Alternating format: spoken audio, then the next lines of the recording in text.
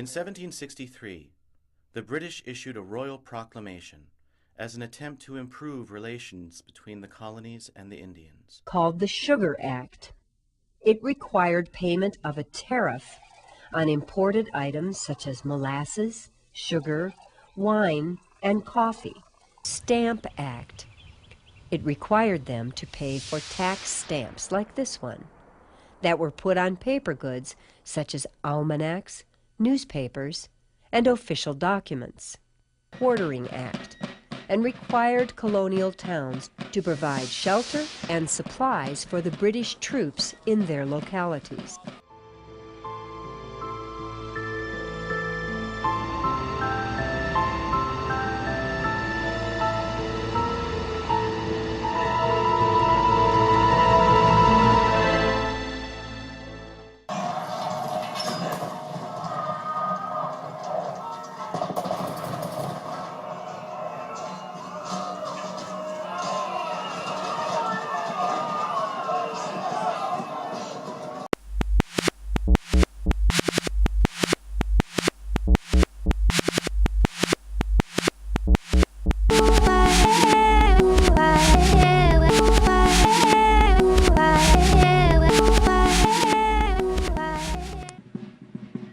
One of the biggest moves toward revolution was taken in 1773, and it was all about tea and taxes.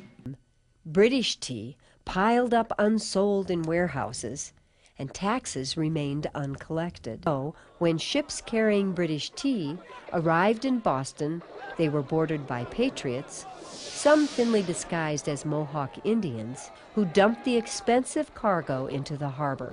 Representatives from all the colonies except Georgia met in Philadelphia. Continental Congress, hoping to put economic pressure on Britain, requested the colonists to stop sending them exports until a new way of preserving American liberties could be found. Representatives from the 13 colonies formed the Second Continental Congress that would serve as an emergency government throughout the war.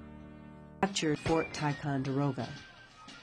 At the same time, armed militias took up positions in the hills around Boston. By the middle of June, Congress had authorized the formation of a Continental Army, and they selected George Washington to be its commander-in-chief.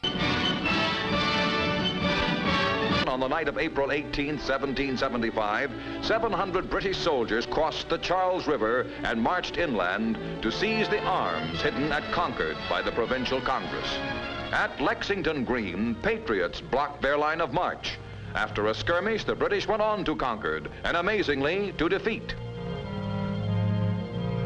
All-night rides by Paul Revere, William Dawes, and Samuel Prescott.